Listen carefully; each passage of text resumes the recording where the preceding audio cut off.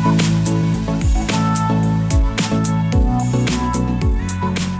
everyone and welcome back to Yasser Ali classes. Welcome back to the lecture series by Yasser Ali classes, where we are providing you a series of lecture exclusively to help you crack your 11th entrance of 11th Commerce and Humanities. My name is Sabur Ahmed Khan. I am teaching you economics. और अभी हम लोगों ने 9th class की NCERT शुरू करी है. 9th class की इकोनॉमिक्स पढ़ रहे हैं और 9th क्लास की इकोनॉमिक्स में हमने स्टोरी ऑफ विलेज पालमपुर पढ़ लिया है और पीपल एज रिसोर्सेज हम लोगों ने स्टार्ट कर दिया था. पीपल एज रिसोर्सेज के आप लोगों को 2 लेक्चर मिल चुके होंगे आई होप. और उन 2 लेक्चर में हमने डिस्कस किया था कि कैसे कोई भी पॉपुलेशन ह्यूमन कैपिटल बन जाती है, कैसे ही कोई भी इंसान, कोई भी पॉपुलेशन किसी कंट्री के लिए, किसी गवर्नमेंट के लिए एसेट बन जाती है, कैसे ही उसी तरीके से कैसे वो पॉपुलेशन कभी बर्डन बन जाती है. जब हम किसी पॉपुलेशन पे काम करते हैं, हम लोग उनको एजुकेशन में ट्रेनिंग देते हैं, मेडिकल केयर में ट्रेनिंग देते हैं, और मेडिकल केयर देते हैं, एजुकेशन देते हैं, ट्रेनिंग देते हैं. तो वही सेम पॉपुलेशन जो एक नॉर्मल पॉपुलेशन होती है वो हमारे लिए एसेट का काम करती है, हमारे लिए फायदेमंद होती है. और on the other hand suppose करिए एक पॉपुलेशन मैंने ली, मैंने ना ही उसको मेडिकल केयर दी, ना ही मैंने उसको एजुकेशन दी, ना ही मैंने उसको ट्रेनिंग दी, कुछ नहीं किया, तो सेम पॉपुलेशन क्या होती है? सेम पॉपुलेशन लाइबिलिटी बन जाती है, बर्डन बन जाती है. ये सब हम लोगों ने पीपल एज रिसोर्सेज में पढ़ लिया था. उसके बाद हम लोगों ने 1-2 स्टोरी पढ़ी थी सकल और विलास की, और देखा था कि कैसे एक इंसान को एजुकेशन मिली और उसको फायदा हुआ और दूसरे इंसान को एजुकेशन नहीं मिली तो उसको उसका नुकसान हुआ. अब फिर उसके बाद हम लोगों ने ये डिवीजन ऑफ लेबर का भी पढ़ा था कि किस तरीके से मेन को ज्यादा पैसे मिलते हैं जॉब्स में, वुमेन्स को कम पैसे मिलते हैं. इसका रीजन भी हमने पढ़ा था. हमने ये भी पढ़ा था कि जहाँ पे वुमेन काम करने जाती हैं, फीमेल्स काम करने जाती हैं, वहाँ पे उनको बहुत अच्छी फैसिलिटीज नहीं मिलती हैं, उन्हें सोशल सिक्योरिटी नहीं मिलती है, मतलब इंश्योरेंस वगैरह नहीं मिलता है उनको, और उनको मटर्निटी लीव नहीं मिलती है, अपने बच्चों की देखभाल करने के लिए भी लीव नहीं मिलती है. आज हम लोग पढ़ने जा रहे हैं क्वालिटी ऑफ पॉपुलेशन.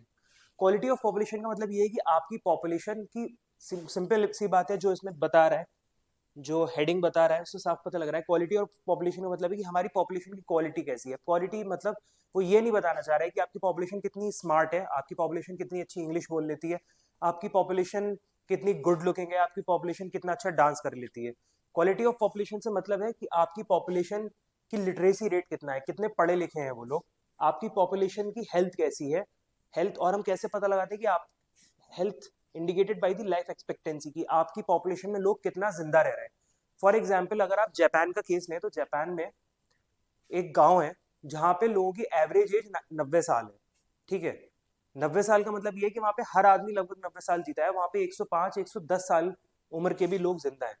ठीक है, और स्किल फॉर्मेशन मतलब जो भी उनके पास हुनर है, या तो उनके पास एजुकेशन होगी या फिर वो कोई तरीके की स्किल जानते होंगे. फॉर एग्जाम्पल वो कुछ अच्छा बनाना जानते होंगे, या तो कुछ अच्छा पढ़ाना जानते होंगे, या किसी भी तरीके की स्किल होगी.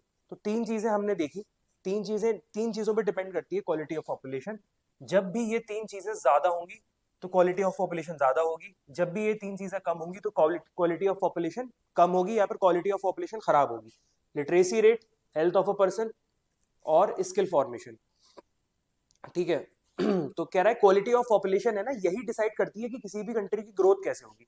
अब आप कहोगे सर ये कैसे डिसाइड कर सकती है कि क्वालिटी ऑफ पॉपुलेशन कैसे डिसाइड करेगी किसी भी कंट्री की ग्रोथ कैसे होगी. कल मैंने आपको एग्जांपल दिया था कि अगर नेशनल इनकम क्या होती है, नेशनल इनकम क्या होती है, जितने लोग एक कंट्री के होते हैं वो जितना भी पैसा कमा रहे होते हैं उसको मिला के क्या बोला जाता है, नेशनल इनकम बोला जाता है.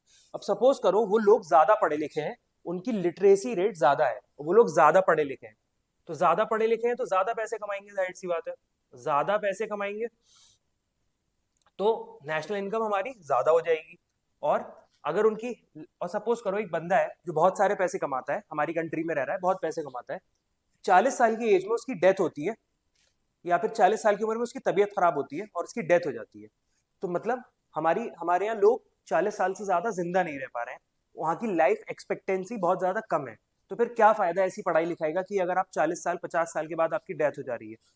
तो सपोज करो वो बंदा जो बहुत सारे पैसे कमा रहा था, अगर उसकी लाइफ एक्सपेक्टेंसी 80 साल है, 70 साल है, 60 साल है, तो वो 60 साल तक पैसे कमाएगा और हमारी नेशनल इनकम बढ़ाएगा. तो कंट्री की ग्रोथ डायरेक्टली डिपेंड करती है कि लोग कितने पढ़े लिखे हैं, लोगों की हेल्थ कितनी अच्छी है, और लोगों के पास कौन सी स्किल है. क्योंकि साइड सी बात है, अब एक बात बताओ, जैसे विराट कोहली का एग्जाम्पल हमने प्रीवियस क्लास में लिया था, विराट कोहली के पास क्या है? विराट कोहली के पास क्रिकेटिंग स्किल है ना, तो विराट कोहली इंडिया को रिप्रेजेंट करता है, उससे इंडिया की ग्रोथ बढ़ती है ना। इंडिया की ग्रोथ स्पोर्ट्स में कितनी बढ़ रही है? नीरज चोपड़ा की वजह से इंडिया की ग्रोथ स्पोर्ट्स में कितनी बढ़ रही है? बहुत ज्यादा बढ़ रही है ना। हमारे यहाँ से साइंटिस्ट निकलते हैं, हमारे यहाँ से स्पोर्ट्स पर्सन निकलते हैं, हमारे यहाँ से एजुकेशनिस्ट निकलते हैं। ठीक है, तो इसकी वजह से क्या होता है? नेशन की ग्रोथ बढ़ती है। दुनिया की बड़ी बड़ी कंपनीज के सीईओ आर इंडियन टुडे। तो इससे हमें पता लगता है कि कितनी कितनी ज्यादा इंपॉर्टेंट है ये तीनों चीजें। क्वालिटी ऑफ पॉपुलेशन भी बढ़ती है इससे, और हमारी ग्रोथ भी बढ़ती है। ठीक है, literate and healthy population are an asset. पढ़े लिखे लोग और हेल्दी लोग एक एसेट है। अभी अभी तुम खुद सोचो, अभी थोड़ी देर पहले हमने एक स्टोरी पढ़ी थी जिसमें शकल था, ठीक है, और विलास की स्टोरी थी। विलास जो था उसको बचपन में अर्थराइटिस हो गया था, जिसकी वजह से वो जिंदगी भर कुछ पढ़ाई वगैरह नहीं कर पाया, अपने घर में रहता था, छोटे मोटे काम करता था, मजदूरी वगैरह। तो सपोज करो अगर वो हेल्दी नहीं था तो उल्टा बर्डन बनना था, क्योंकि वो अच्छा कमा नहीं पा रहा था, अपनी फैमिली को अच्छा नहीं खिला पा रहा था, उल्टा गवर्नमेंट पे डिपेंड हो रहा था। तो अगर वो हेल्दी होता तो हमारे लिए एसेट होता, वो कुछ काम करता, कुछ पैसे कमा के लेकर आता, और नेशनल इनकम में कुछ कंट्रीब्यूशन करता, मतलब जो पूरी इंडिया मिलके कमा रहा है उसमें और अपना कंट्रीब्यूशन बढ़ाता। सिमिलरली अगर वो लिटरेट होता तो जाहिर सी बात है, जैसे इसका फ्रेंड था सकल, सकल का क्या था, सकल पढ़ लिख लिया था, उसकी बचपन में ही उसके पेरेंट्स ने उसे स्कूल में डाल दिया था, वो पढ़ लिख लिया था वहां पे, उसके बाद उसकी एक अच्छी जॉब लग गई थी। ठीक है, अब हम क्वालिटी ऑफ एजुकेशन पे, वो क्वालिटी ऑफ पॉपुलेशन में हमने तीन चीजें देखी। लिटरेसी रेट मतलब पढ़ाई, हेल्थ मतलब वही मेडिकल केयर, और स्किल फॉर्मेशन। तो हम एक एक करके स्टार्ट करते हैं और एजुकेशन से स्टार्ट करते हैं। ठीक है, एजुकेशन का क्या इंपॉर्टेंस है, एजुकेशन कैसे क्वालिटी ऑफ पॉपुलेशन पे असर डालती है, एजुकेशन का क्या रोल है। तो कह रहा है सकल जो है, Sakal's education in the initial year of his life bore him the fruits in the later years. मतलब वही बोल रहा है कि सकल को जो इनिशियल ईयर्स में उसके पेरेंट्स ने एजुकेशन दिलवाई थी, जो उसको स्कूल भेजा था, उसका उसके रिटर्न्स, उसका फ्रूट, उसका फल उनको बहुत साल बाद मिला, जब जब सकल ने अपनी एजुकेशन कंप्लीट कर ली, उसके बाद उसकी एक अच्छी जॉब लगी, उससे उसको अच्छी सैलरी मिला करती थी। ठीक है, हमने देखा कि एजुकेशन कितना इंपॉर्टेंट है, कितना इंपॉर्टेंट रोल प्ले किया ग्रोथ ऑफ सकल में। ऑन दी अदर हैंड आपने देखा होगा विलास जो बंदा था, उसके पेरेंट्स के पास इतने पैसे नहीं थे कि उसको स्कूल भेज सके, तो उसको एजुकेशन नहीं मिली थी, और एंड में वो बेचारा पुअर ही हो गया। उसको अच्छी जॉब नहीं मिल पाई, अच्छी सैलरी नहीं मिल पाई, तो he ended up being poor. But on the other hand Sakal को अच्छी एजुकेशन मिली, तो उसको अच्छी जॉब मिली जिसमें उसको अच्छी सैलरी मिलती थी। हमने देखा कि एजुकेशन का कितना इंपॉर्टेंट रोल है सकल की विलास की स्टोरी में। ठीक है, वही सेम चीज इसमें ये वाली बताई है। कह रहा है जैसे सकल के साथ और विलास के साथ हुआ, ऐसा ही बहुत लोगों के साथ होता है। बहुत सारे ऐसे विलास हैं जिनको एजुकेशन नहीं मिल पाती है, and they and up being poor only. And बहुत सारे ऐसे सकल हैं जिनको एजुकेशन मिल जाती है, and they and up being a good person, a successful person, और व्हाट शुड आई से, a person who is doing good in this life. ठीक है, वो क्या करता है, नेशनल इनकम बढ़ाता है। मैंने आपको कल बताया था कि नेशनल इनकम कैसे बढ़ती है, मैं इसका एक बार दोबारा आपको एग्जांपल दे देता हूँ कि नेशनल इनकम कैसे बढ़ती है। सपोज करो ये हमारी कंट्री है, इसमें बहुत सारे लोग रह रहे हैं, 1 2 3 4 5 6 7 8 9 10। इसमें से सिर्फ 4 लोगों की अभी जॉब लगी हुई है, और ये चारों लोग 100-100 रुपए कमा रहे हैं। तो टोटल हमारी नेशनल इनकम कितनी हो गई? 400 रुपए। सपोज करो मेरी कंट्री में सिर्फ 10 लोग रहते हैं, जिसमें से 4 लोगों की जॉब लगी हुई है, 4 लोग पैसे कमाते हैं, और उनकी सैलरी है 100-100 रुपए। 4 लोगों की टोटल सैलरी कितनी हो गई? 400 रुपए। ये लोग अभी कमाते नहीं है, तो हमारी नेशनल इनकम कितनी है? हमारी नेशनल इनकम है 400 रुपए। बट इमेजिन करो अगर इन सबकी नौकरी लग जाए, इन 2 3 4 4 लोगों की नौकरी और लग जाए, और ये भी 100-100 रुपए कमाने लगे, तो कितना हो जाएगा? 400 रुपए और ऐड हो जाएंगे, और हमारी टोटल नेशनल इनकम कितनी हो जाएगी? 800 रुपीज। इसलिए जब कोई पढ़ा लिखा इंसान होता है, जब भी कोई एजुकेटेड इंसान होता है, जब भी कोई जॉब करने वाला इंसान होता है, हेल्दी इंसान होता है, तो हमारी नेशनल इनकम बढ़ाता है। National income is what? National income is nothing but the total earning of the citizens of a country. एक कंट्री के सिटीजन जितना भी मिलके कमाते हैं, that is called as national income. Alright, ये समझ में आ रहा है आपको यहां तक? ओके, ठीक है। नेशनल इनकम बढ़ाता है, कल्चरल रिचनेस बढ़ाता है, increase the efficiency of the governance, governance की इफिशिएंसी बढ़ाता है। गवर्नेंस का मतलब क्या होता है? जो सरकार हमारे लिए काम करती है, हमारे लिए पॉलिसी लेकर आती है, स्कीम लेकर आती है, कुछ भी सरकार हमारे लिए करती है, उसको गवर्नेंस बोलते हैं। तो सर एक पढ़ा लिखा इंसान जो है वो गवर्नेंस बढ़ाने में कैसे हेल्प करता है? देखो सीधी सी बात है, अगर कोई पढ़ा लिखा इंसान होगा तो उसे पता होगा उसके राइट्स क्या है, उसको उसके हक के बारे में पता होगा, उसको अपनी गवर्नमेंट की स्कीम्स के बारे में पता होगा, उसे पता होगा मुझे ये अधिकार मिलना चाहिए, मुझे ये अधिकार नहीं मिलना चाहिए। सपोज करो कोई गवर्नमेंट है वो एक सिटीजन को उसका अधिकार नहीं दे रही है, उसका राइट नहीं दे रही है। सपोज करो एक बंदे की जॉब लगनी चाहिए थी, कायदे में गवर्नमेंट जॉब लगनी चाहिए थी, but due to any reason government ने उसको जॉब देने से मना कर दिया, ठीक है, लेकिन उसका हक था उस जॉब पे। तो अगर वो एजुकेटेड होगा, अगर वो पढ़ा लिखा होगा, उसे पता होगा कि उसका हक था इस जॉब पे, then he will go to court, court जाएगा, केस करेगा, गवर्नमेंट से फाइट करेगा कि कोर्ट में, और उसको जॉब मिलेगी अल्टीमेटली। लेकिन अगर वो पढ़ा लिखा नहीं होता, अगर वो एजुकेटेड नहीं होता, अगर उसको इतना पता ही नहीं होता कि मैं कोर्ट में जाके केस भी कर सकता हूँ कि या फिर इस नौकरी पे मेरा हक है, तो क्या वो कभी भी उसको नौकरी मिल पाती? नहीं मिल पाती। या फिर सपोज करो कोई गवर्नमेंट स्कीम आई for all those people who are wearing this colour of jacket, mustard colour की जैकेट जो लोग पहने, हाइपोथेटिकल एग्जाम्पल है, बिल्कुल बिल्कुल मजाक वाला एग्जाम्पल है, सीरियसली लेने की जरूरत नहीं है। सपोज करो गवर्नमेंट एक स्कीम निकालती है उन लोगों के लिए जिनके पास मस्टर्ड कलर की जैकेट है। अब अगर मैं एजुकेटेड नहीं हूँ, तो क्या मुझे पता लगेगा कि गवर्नमेंट की एक स्कीम आई है मस्टर्ड कलर की जैकेट वालों के लिए, या फिर चश्मा लगाने वालों के लिए कोई गवर्नमेंट की स्कीम आई है? अगर मैं एजुकेटेड हूँ तो मुझे पता लगेगा कि हाँ एक ऐसी स्कीम आई है, और फिर उस स्कीम का मैं फायदा उठा पाऊंगा। लेकिन अगर मैं एजुकेटेड ही नहीं हूँ, तो मैं गवर्नमेंट से मांग कैसे पाऊंगा कि सर आपने तो एक स्कीम निकाली थी चश्मे वाले लोगों के लिए, सर आपने एक स्कीम निकाली थी जैकेट वाले लोगों के लिए, तो स्कीम मुझे दो आप। तो अगर आप मैं एजुकेटेड हूँ तभी मैं उन सारी चीजों का फायदा उठा पाऊंगा। आई होप आपको ये बात समझ में आई इस वाले एग्जाम्पल से, ठीक है। There is a provision made for providing universal access, retention and quality in elementary education. कह रहा है कि हमारी गवर्नमेंट ने कोशिश ये करी है कि मतलब जो छोटे बच्चे होते हैं जो स्कूल में होते हैं उनको फ्री एजुकेशन दी जाए, प्राइमरी एजुकेशन बिल्कुल फ्री दी जाए, जिसे कहते हैं प्राथमिक विद्यालय खोले जाते हैं ना, इसी वजह से। और ज्यादा उन्होंने ध्यान दिया है कि emphasis on girls, girls education पे बहुत ज्यादा ध्यान दिया है। अब गर्ल्स एजुकेशन पे ध्यान क्यों दिया है? क्योंकि हमने पहले भी पढ़ा था कि गर्ल चाइल्ड को और फीमेल्स को बचपन में एजुकेशन नहीं देते हैं, पेरेंट्स प्रेफर ये करते हैं कि लड़कों को एजुकेशन दे दी जाए। और इसी वजह से क्या होता है आगे चल के लड़कियों की अच्छी जॉब नहीं लगती है, कम पे स्केल पे जॉब लगती है। तो इसको खत्म करने के लिए गवर्नमेंट ने क्या एम्फेसिस दिया है कि गर्ल्स को अच्छे से एजुकेशन दी जाए। There is also an establishment of a pace setting of schools like Navodaya Vidyalaya हर डिस्ट्रिक्ट में खोले गए हैं। नवोदय विद्यालय क्या होते हैं कि गवर्नमेंट स्कूल्स होते हैं जो फ्री एजुकेशन देते हैं और बहुत क्वालिटी एजुकेशन मिलती है इनमें। नवोदय विद्यालय खोले गए। Vocational streams have been developed to equip large number of high school students with occupation related to knowledge and skills. कह रहा है वोकेशनल स्ट्रीम्स का मतलब क्या होता है? वोकेशनल स्ट्रीम्स कह रहा है कि वो स्टूडेंट्स जिन्होंने हाई स्कूल कर लिया है और आगे की पढ़ाई कर ली है, उनके पास हाई स्कूल की डिग्री है, लेकिन उनको नौकरी नहीं मिलेगी ना, जाहिर सी बात है, हाई स्कूल की डिग्री से आजकल कहाँ नौकरी मिल रही है। फॉर एग्जाम्पल आप अगर ग्रेजुएट हैं या फिर आप पोस्ट ग्रेजुएट हैं, आपने बैचलर्स किया, मास्टर्स किया, पीएचडी करी, तब आपको अच्छी जॉब्स मिलेंगी। तो क्या प्रोविजन किया गया कि जो स्कूल्स थे ना उनके अंदर वोकेशनल स्ट्रीम्स डाली गई। वोकेशनल स्ट्रीम्स मतलब उनको ऐसी चीजें सिखाना, अभी मैं एक सेकंड लिख के बताता हूँ। वोकेशनल कोर्सेज या फिर वोकेशनल स्ट्रीम्स,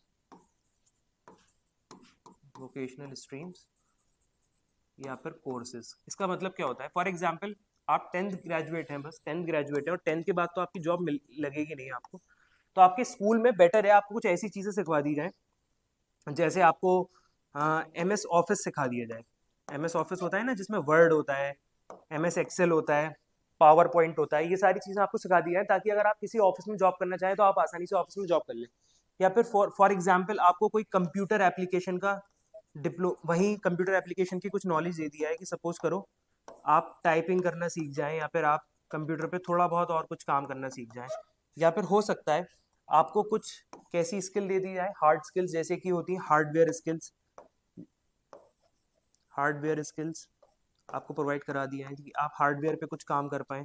ये सारी स्किल्स, ये सारी वोकेशनल स्ट्रीम्स, वोकेशनल कोर्सेज जो हैं इंट्रोड्यूस करे गए कोर्स में, सो दैट अगर कोई बंदा, अगर कोई स्टूडेंट 10th क्लास के बाद भी अपनी पढ़ाई छोड़ देता है या फिर 10th क्लास के बाद अपनी पढ़ाई किसी भी रीजन से कंटिन्यू नहीं कर पाता है और वो जॉब ढूंढने जाता है, तो उसको ऐसी जॉब नहीं मिलनी चाहिए कि वो 10th पास आउट है सिर्फ। उसको एक ऐसी जॉब मिलनी चाहिए कि चलो 10th तो है लेकिन उसको इतनी सारी चीजें और आती हैं तो वो अच्छी जॉब पा पाए और अच्छा पैसा मिल पाए उसको, ठीक है। All right. हाँ, the plan outlay of education has increase, ये आपको पढ़ने की कोई जरूरत नहीं है, ये डेटा हर साल चेंज होता है, ये डेटा हर साल चेंज होता है। This you don't need to study, क्योंकि ये बता रहा है कि पहले कितना पैसा खर्च हुआ करता था एजुकेशन पे और अब कितना पैसा खर्च हुआ होता है। तो जब भी नई एनसीईआरटी छपेगी उसमें नया डेटा आएगा, हर साल के बजट में नया डेटा आता है। फॉर एग्जाम्पल गवर्नमेंट डिसाइड करती है कि इस साल इस साल हम जो है द फर्स्ट प्लान ₹2 ओके जैसे गवर्नमेंट ये डिसाइड करती है कि 2000 सपोज लेट से करिए 23 चल रहा है, तो 23 का कोई बजट आया होगा, तो गवर्नमेंट ने डिसाइड किया होगा कि एक काम करते हैं 2023 में 5,000 करोड़ रुपए खर्च करते हैं ऑन एजुकेशन। तो एजुकेशन में क्या आ गया, टीचर्स की सैलरी पे खर्च कर रहे हैं, नए कॉलेजेस खोलने में खर्च कर रहे हैं, नई यूनिवर्सिटीज खुल रही है, नए स्कूल्स खुल रहे हैं, एक्सेट्रा बहुत सारी चीज़ों में पैसा खर्च हो रहा है। फिर उसके बाद 2024 में हम लोग पहुंचे, तो शायद गवर्नमेंट डिसाइड करेगी कि पिछले साल 5,000 करोड़ करे थे, तो इस साल या तो 4,000 करोड़ कर देते हैं, या फिर 6,000 करोड़ कर देते हैं, या 5 ही रहने देते हैं। तो हर साल प्लान चेंज होता है। यहाँ पे ये बात बताना चाह रहा है कि जब हमारा फर्स्ट 5 ईयर प्लान आया था ना, फर्स्ट 5 ईयर प्लान, अब आपको 5 ईयर प्लान के बारे में नहीं पता है, फर्स्ट प्लान के बारे में नहीं पता है। हुआ क्या था ना, जब हमारी कंट्री आज़ाद हुई थी तो हमने 5 ईयर के स्लॉट्स बनाए थे कि देखो शुरुआत के 5 साल हम इन चीज़ पे ध्यान करेंगे, फिर अगले 5 साल पे हम इन चीज़ों का ध्यान रखेंगे, फिर अगले 5 साल पे हम इन चीज़ों का ध्यान रखेंगे। फॉर एग्जाम्पल, पहले 5 साल हम लोग अपने एग्रीकल्चर को अच्छा करेंगे, दूसरे 5 साल हम अपनी इंडस्ट्री को अच्छा करेंगे फॉर एग्जाम्पल, फिर 5 साल बाद हम अपनी साइंस एंड टेक्नोलॉजी पे काम करेंगे एक्सेट्रा। ये सब हमने दिमाग में सोचा था, लिखा था, बनाया था, सो दैट हम स्ट्रेटेजिकली काम कर पाए। तो बता रहे हैं कि जब पहला पहला 5 ईयर प्लान आया था, जब हमने पहली बार प्लान बनाया था, तो हमारी एजुकेशन का आउटले सिर्फ 151 करोड़ था। हमने ये माना था कि सिर्फ 151 करोड़ रुपए हम पूरे इंडिया में खर्च करेंगे। और उसके बाद 11th प्लान तक आते आते हमारा 3,766.90 करोड़ रुपए हम लोग एजुकेशन पे खर्च कर रहे थे। ऑब्वियस सी बात है, देखो पहली एक तो ये है कि पहले 151 करोड़ बहुत बड़ा अमाउंट था। 1950 की बात कर रहा है, जब हमारी कंट्री नई नई आजाद हुई थी, पहला 5 ईयर प्लान आया था।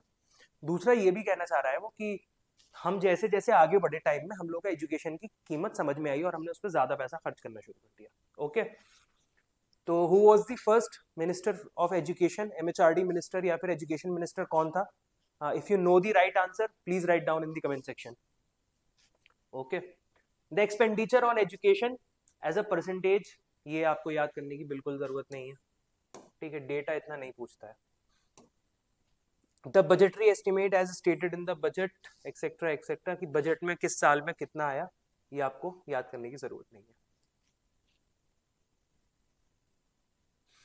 ठीक है, वही वाली बात बता रहा है। अच्छा, यहाँ पे एक चार्ट दिया हुआ होगा आई गेस, हाँ देखो, एक सेकेंड, ये चार्ट दिया हुआ है। ये चार्ट क्या बता रहा है, इंडिया की लिटरेसी रेट बता रहा है। अच्छा, इसका जिक्र नीचे आएगा। यहाँ देखिए आप, ये बताना चाह रहा है कि देखो, जब हमारा देश आजाद हुआ 1950 में, तो हमारे पास नंबर ऑफ कॉलेजेस कितने थे? हमारे पास सिर्फ 750 नंबर ऑफ कॉलेजेस थे, सिर्फ 750 कॉलेज थे, सिर्फ 30 यूनिवर्सिटीज थी और सिर्फ इतने स्टूडेंट्स थे। लेकिन जैसे जैसे वक्त बढ़ता चला गया, वक्त बढ़ता चला गया, आप 1950 के बाद 40 साल बाद देखें, फिर उसके 1990 में देखें, आप करंट वाली कोई डेट देखते हैं 2017-18, अभी यही मेरे पास, मतलब इस वाली एनसीईआरटी में यही वाला डेटा है। हो सकता है आपकी एनसीईआरटी में कोई नया डेटा हो।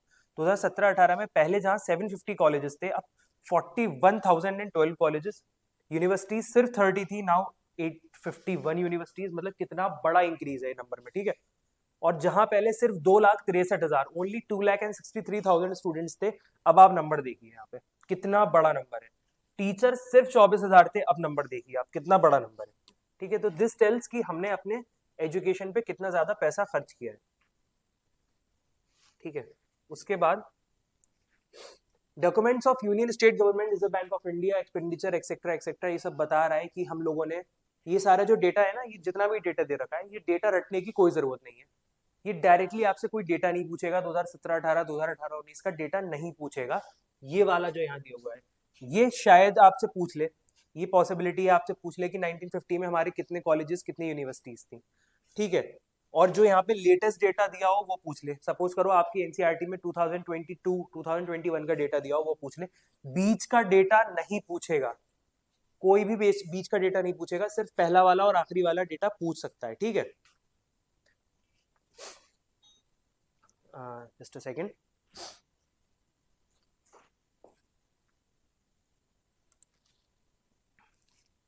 ओके, सो डॉक्यूमेंट्स हमें हमको ये बता रहे हैं, ये सब एक्सेट्रा एक्सेट्रा, ये आपको ये वाला डेटा याद करने की जरूरत नहीं है। कह रहा है लिटरेसी, अब हम एजुकेशन की बात कर रहे हैं ना, यहाँ पे हम एजुकेशन की बात कर रहे थे इतनी देर से कि नवोदय विद्यालय स्कूल खोले हैं, क्यों खोले हैं? ताकि लिटरेसी बढ़ जाए। अब आप देखिए लिटरेसी का क्या हाल है, इंडिया में लिटरेसी कैसी है, इंडिया में कितनी कम लिटरेसी थी। अच्छा, ब्लू जो आपको यहाँ पे स्क्रीन पे ब्लैक नजर आ रहा होगा, दैट इज ग्रीन। ओके, तो आपकी एनसीईआरटी में ग्रीन बना हुआ होगा, but due to some due to the presence of the camera, due to the presence of the screen जो रिकॉर्डिंग हो रही है, इसमें आपको ये ब्लैक नजर आ रहा होगा। तो ब्लैक बिलोंग्स टू फीमेल, जो आपकी एनसीईआरटी में ग्रीन होगा, रेड बिलोंग्स टू मेल, और ब्लू बिलोंग्स टू टोटल, मतलब मेल फीमेल दोनों मिला के। तो देखो कितनी कम हम लोगों के यहाँ पहले लिटरेसी लेवल से 1951 में, बहुत कम लिटरेसी लेवल से, और धीरे धीरे धीरे धीरे धीरे ये लिटरेसी लेवल्स बढ़ना शुरू हुए। अच्छा, ताज्जुब की बात यह है कि अभी भी मेल की लिटरेसी लेवल फीमेल से ज्यादा है। यहाँ पे भी ज्यादा थी मेल्स की, यहाँ पे भी ज्यादा थी मेल्स की, यहाँ पे भी ज्यादा थी। ये एक नेगेटिव बात है कि मेल्स की अभी भी ज्यादा है और बराबर नहीं है ये लिटरेसी रेट। लेकिन ये एक अच्छी बात है कि जो ओवरऑल लिटरेसी है वो काफी बड़ी है और लगातार बढ़ ही रही है। वो देखिए, पहले यहाँ पे लगभग अगर मैं देखूं 20 से नीचे थी, फिर लगभग 30 हो गई, फिर 35 के करीब हो गई, 42% हो गई, फिर 52% हो गई, 54%, 65% के करीब चली गई, फिर उसके बाद 70 प्लस चली गई। ठीक, तो ये लिटरेसी रेट हमारी बढ़ रही है। इसी चीज को इसने यहाँ पे पैराग्राफ में लेके समझाया, कह रहा है literacy is not only a right, it is also a need if the citizens are to perform their duties and enjoy their rights properly. कह रहा है लिटरेसी ना सिर्फ एक राइट नहीं है आपका, सिर्फ आपका अधिकार नहीं है कि आपको लिटरेसी दी जाए, आपके लिए बहुत बड़ी जरूरत है कि आपको लिटरेसी दी जाए। बिकॉज अगर आपको लिटरेसी नहीं दी जाएगी तो आप अपने बाकी के राइट्स कैसे जानोगे। फॉर एग्जाम्पल, अगर मैं इंडिया का कॉन्स्टिट्यूशन लूँ और इंडिया का कॉन्स्टिट्यूशन उठा के किसी ऐसी लैंग्वेज में लिख दूं जो लैंग्वेज आप लोगों से पढ़ना नहीं आती है, तो क्या फायदा उन सारे राइट्स का, उन सारी चीजों का जो मैंने उस कॉन्स्टिट्यूशन में लिखी है, अगर मैं उनको पढ़ ही नहीं सकता। इसलिए कह रहा है कि अगर आप पढ़ ही नहीं सकते, अगर आप लिटरेट ही नहीं है, तो आपको आपके बाकी के राइट्स कैसे पता लगेंगे। इसलिए सबसे पहले तो इंसान का लिटरेट होना जरूरी है, तभी तो वो अपने सारी ड्यूटीज अच्छे से कर पाएगा एज अ सिटीजन और अपने राइट्स जान पाएगा। ठीक है, ये वाली चीज आप सिविक्स में भी पढ़ेंगे। सिविक्स में जब डेमोक्रेटिक राइट्स वाला चैप्टर आएगा तब आपको ये ज्यादा और बेहतर समझ में आएगी चीज। However, a vast difference is noticed across different sections of the population। कह रहा है एक बहुत बड़ा डिफरेंस देखा जाता है अलग अलग सेक्शंस में। लिटरेसी अमंग मेल्स जो है, मतलब जो मर्द लोग हैं, उनमें literacy is 16.6% higher than females. मतलब फीमेल से 16.6% ज्यादा लिटरेसी है मेल्स में। Okay, just a second. Okay, तो जैसे कि मेल्स, सपोज करो, जैसे हमने इस चार्ट में भी देखा था ना, अभी इस वाले चार्ट में देखा था कि मेल्स की लिटरेसी हमेशा फीमेल से ज्यादा है। वही वाली बात वो इस पैराग्राफ में बोलने की कोशिश कर रहा है। कहाँ गए, हाँ, कि मेल्स की literacy among males is nearly 16.6% higher than females. देखो यहाँ पे बोल रहा है 16.6 higher than females. Just a second, ठीक है। और शहरों में 16.1% ज्यादा है, मतलब ये आपको याद करने की जरूरत नहीं है। इन 2001 की बात बता रहा है, literacy rates varied from 94% in Kerala to 62%। मतलब सिर्फ आदमी और औरतों में फर्क नहीं आ रहा है लिटरेसी का, कि आदमी ज्यादा पढ़े लिखे हैं, औरतें कम पढ़ी लिखी हैं। ये डिफरेंस तो है ही है, साथ में एक डिफरेंस और भी हमको नजर आ रहा है। वो डिफरेंस ये है कि जो स्टेट्स में बहुत ज्यादा फर्क है। फॉर एग्जाम्पल, केरला में लिटरेसी 94% है और on the other hand Bihar में लिटरेसी 62% है। ये 2011 का डेटा है। प्राइमरी स्कूल सिस्टम एक्सपैंड हो गया है और बहुत सारे प्राइमरी स्कूल्स खुल गए, 8.4 लाख खुल गए। ठीक है, unfortunately this huge expansion of schools has been diluted by the poor quality of schooling. कह रहा है कि यार देखो, लिटरेसी रेट कैसे बढ़ाई जा सकती है। सिंपल सी बात है, लिटरेसी रेट पढ़ा के बढ़ाई जा सकती है। आप जितना बच्चों को पढ़ाओगे आपकी लिटरेसी उतनी ज्यादा बढ़ेगी। बट प्रॉब्लम क्या हो रही है कि स्कूल्स तो गवर्नमेंट ने बहुत अच्छे अच्छे खोल दिए। अच्छा देखो, हाँ, और दूसरी बात क्या है, अगर कोई इंसान 20 साल 25 साल 30 साल का हो गया है, उसे पढ़ाना इज कंपैरेटिवली टफ। जो छोटा बच्चा है जिसके दिमाग में ऑलरेडी कुछ है नहीं अभी फीडेड, उसको पढ़ाना इज कंपैरेटिवली मच इजी। तो प्राइमरी स्कूल्स खोले जाते हैं जिसमें छोटे बच्चे पढ़ते हैं, 6 साल से लेकर 14 साल तक के बच्चों की एजुकेशन फ्री कर दी है गवर्नमेंट ने। उसमें उसमें बच्चों को पढ़ाया जाता है। लेकिन दिक्कत क्या है, गवर्नमेंट ने इतने सारे स्कूल्स खोल दिए हैं, 8.5 लाख लगभग गवर्नमेंट ने स्कूल्स खोल दिए हैं, 2015-16 का डेटा है। लेकिन उसमें स्कूलिंग की क्वालिटी इतनी पुअर है। कैसे क्या क्वालिटी पुअर है, या तो गवर्नमेंट ने स्कूल खोल दिया, उसकी छत टपक रही है, उसमें से पानी टपक रहा है, बच्चे ठीक से पढ़ नहीं पा रहे। स्कूल में बेंचेस नहीं है, बच्चे जमीन पे बैठ के पढ़ रहे हैं। जैसे बोर्ड पे अभी आप लोग फ्री ऑफ कॉस्ट पढ़ रहे हो ना, ये बिल्कुल फ्री ऑफ कॉस्ट आप यूट्यूब पे देख रहे हो ये वाली वीडियो, सिर्फ आपको इंटरनेट का पैसा देना पड़ रहा है। वहां पे स्टूडेंट्स स्कूल जाते हैं, although they are also studying for free of cost, but वहां पे ब्लैक बोर्ड है जिनमें गड्ढे हो चुके हैं। तो वहाँ पे टीचर पढ़ाएगा भी कैसे अगर वो पढ़ाना चाहेगा भी। ऑन दी अदर हैंड क्या होता है, कभी कभी टीचर्स बहुत वेल क्वालिफाइड टीचर्स होते हैं, लेकिन स्कूल में बच्चे आ रहे हैं 15 20 10, टीचर का भी दिल नहीं हो रहा पढ़ाने का, या फिर सपोज करो teacher is a bit corrupted in his mind, तो वो पढ़ाएगा नहीं। वो उसको पता है कि कोई देखने नहीं आने वाला, गवर्नमेंट स्कूल्स की तो इतनी बुरी ऑलरेडी हालत है, कौन सा ये बच्चे आगे आके कुछ करने वाले हैं, ये इमेजिन कर लेते हैं अपने दिमाग में, और बच्चों को कोई एजुकेशन नहीं देता है। तो क्वालिटी ऑफ एजुकेशन इतनी खराब कर दी गई है, इतनी खराब कर दी गई है कि अगर हम प्रैक्टिकली बोले तो आधे से ज्यादा बच्चे गांव में सिर्फ स्कूल इसलिए जाते हैं क्योंकि उनको मिड डे मील स्कीम जो होती है, जिसमें दोपहर में उनको खाना मिलता है, लंच, वो फ्री मिलता है। वो सिर्फ फ्री खाना खाने की मोटिवेशन से वो स्कूल जाते हैं, और गवर्नमेंट ने वो रखा भी इसलिए है मोटिवेशन, ताकि एटलीस्ट बच्चे स्कूल तो आए। चाहे मिड डे मील की स्कीम, मिड डे मील जो है, जो मतलब दोपहर में जो लंच फ्री में मिलता है स्कूल की तरफ से, सिर्फ उसी के बहाने आ जाए, बट आ तो जाए। ठीक है। High drop out rates, high drop out rates का मतलब क्या है कि बच्चे स्कूल शुरू तो करते हैं अपना, फर्स्ट क्लास पढ़ी, सेकंड क्लास पढ़ी, ड्रॉप आउट कर दिया, या तो किसी काम में लग गए, मजदूरी में लग गए, या अपने खेत में काम करने लगे। रूरल एरिया में बता रहा हूँ आपको सबसे ज्यादा, अर्बन एरियाज में फिर भी ड्रॉप आउट रेट कम है, लोग एटलीस्ट 10 12 कर लेते हैं। इस रूरल एरियाज में, गांव वाले एरियाज में मैक्सिमम 5th क्लास तक पढ़ लिया, ड्रॉप आउट कर जाएगा, 8th क्लास तक पढ़ लिया, छोड़ देगा, हद से हद 10th क्लास पढ़ लिया, छोड़ देगा। Only few handful percentage, only few percentage, कुछ 2 3 4 5% बच्चे ऐसे होते हैं जो 12th क्लास के आगे फर्दर पढ़ते हैं, कॉलेजेस में जाते हैं, यूनिवर्सिटीज जाते हैं। ठीक है। अब आपसे क्वेश्चन पूछेगा कि सर्व शिक्षा अभियान जो है वो किस लिए है, कब रिलीज हुआ था, एक्सेट्रा एक्सेट्रा। सर्व शिक्षा अभियान एक सिग्निफिकेंट स्टेप है, एक इंपॉर्टेंट स्टेप था, providing elementary education to all the children between the age group of 6 to 14। तो सर्व शिक्षा अभियान में कहा गया कि 6 से 14 साल के बच्चे जो हैं उनको फ्री एजुकेशन प्रोवाइड करी जाएगी, बिल्कुल फ्री। ठीक है। यही एलिमेंट्री एजुकेशन, एलिमेंट्री एजुकेशन मतलब लो लेवल की एजुकेशन जो होती है। टाइम बाउंडेड इनिशिएटिव है of the central government in partnership with states, the local government and the community for achieving the goal. मतलब क्या कह रहा है, सेंट्रल गवर्नमेंट मतलब जो ऊपर सेंटर पे गवर्नमेंट बैठी होती है, उसने ये वाली स्कीम बनाई और सारी स्टेट से बात करी कि आप भी इस स्कीम को अप्लाई करो। उन स्टेट्स ने अपने फर्दर डिस्ट्रिक्ट से बात करी, उन डिस्ट्रिक्ट ने, उन जिलों ने अपने गांव में बात करी, और पूरी कम्युनिटी के साथ मिलकर एक ऐसी स्कीम तैयार करी गई है। कम्युनिटी का क्यों मिलना जरूरी है? गवर्नमेंट ने कोई स्कीम बना दी, अब बच्चे स्कूल में पढ़ने जाने लगे, बट यहाँ पे कम्युनिटी की बात क्यों करी गई है? कम्युनिटी की बात क्यों करी? कम्युनिटी मतलब हमारा समाज। सपोज करो जो गांव वाले लोग हैं, जो माँ बाप है, अगर वो ही नहीं चाहेंगे कि उनका बच्चा जाए और स्कूल में जाके पढ़े, तो क्या वो बच्चा कभी पढ़ पाएगा? वो बच्चा कभी नहीं पढ़ पाएगा ना। वो स्कूल जाएगा ही क्यों? जब उसको ये वाली बात पता है कि उसके पेरेंट्स ही उसको फोर्स नहीं कर रहे हैं कि जाओ बेटा स्कूल में जाके पढ़ो, जाओ स्कूल में जाके पढ़ो, तो क्यों जाएगा? वो बिल्कुल नहीं जाएगा। इसीलिए गवर्नमेंट ने कम्युनिटी को भी साथ में लिया है और उनसे रिक्वेस्ट करी है कि आप प्लीज 6 से लेके 14 साल तक के बच्चों को स्कूल में भेजें। और इसका एम क्या है? हमको क्या अचीव करना है? Universalisation of elementary education, very important. Universalisation, देखो इस वाले पैराग्राफ से सवाल आते हैं, अच्छे खासे सवाल आते हैं इस पैराग्राफ से।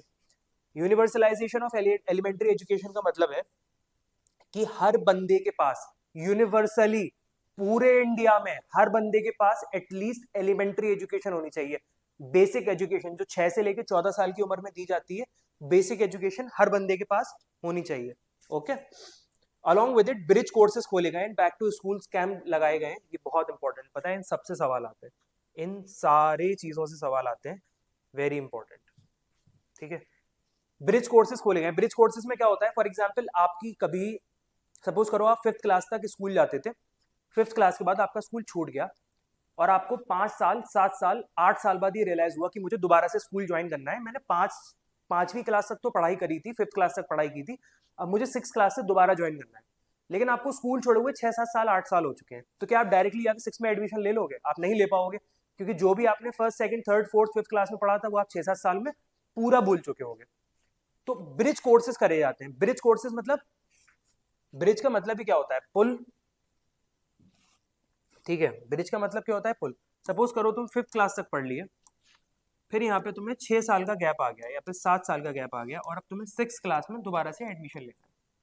तो एक ब्रिज बनाया जाता है, एक ऐसा कोर्स बनाया जाता है, एक ब्रिज की तरह एक कोर्स बनाया जाता है जिसमें से आप आसानी से, ब्रिज ऐसे ही तो दिखता है कुछ कुछ, इफ आई एम राइट। ठीक है। एक ब्रिज कोर्स बनाया जाता है, इसमें ऐसी चीजें पढ़ाई जाती हैं जो आपको आसानी से, समझ लो एक रिवीजन करवा देते हैं एक तरीके से, कि चलो यार तुमने 5th क्लास तक पढ़ लिया था, मैं तुम्हें 5th क्लास तक का पूरा रिवीजन करा देता हूँ, सो दैट आसानी से तुम 6th क्लास में जा सको, आसानी से 6th क्लास में जा सको। तो एक ऐसा ब्रिज कोर्स बनाया जाता है। बैक टू स्कूल्स कैंप लगाए जाते हैं। बैक टू स्कूल्स कैंप्स का क्या मतलब है?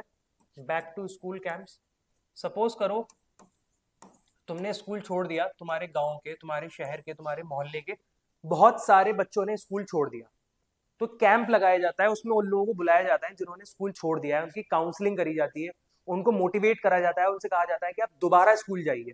किसी भी तरीके से स्कूल उनको भेजना इज दी की, कि किसी भी तरीके से उनको स्कूल भेज दिया जाए बच्चों को। Alright, mid day meal scheme शुरू गई है। मिड डे मील स्कीम का मतलब जो लंच में फ्री में खाना दिया जाता है बच्चों को, मिड डे मील स्कीम शुरू की गई है ताकि बच्चे ज्यादा से ज्यादा तादाद में, ज्यादा से ज्यादा नंबर्स में बच्चे स्कूल जाएं और स्कूल अटेंड करें। क्योंकि क्या होता है ना, rural families are majority of the families are poor, they can't afford good meal, हाँ, they can't afford good food.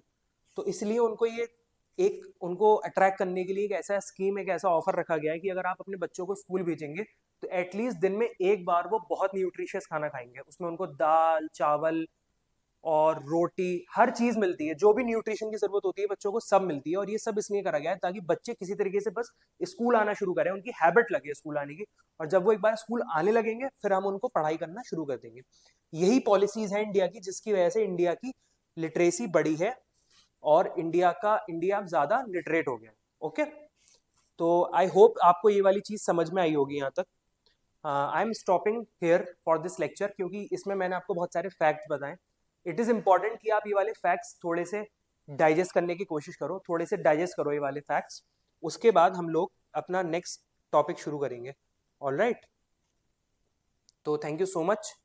If you like this lecture, please like it on YouTube and do watch our next lectures, जिसमें हम लोग पूरा people as resources cover करने वाले हैं।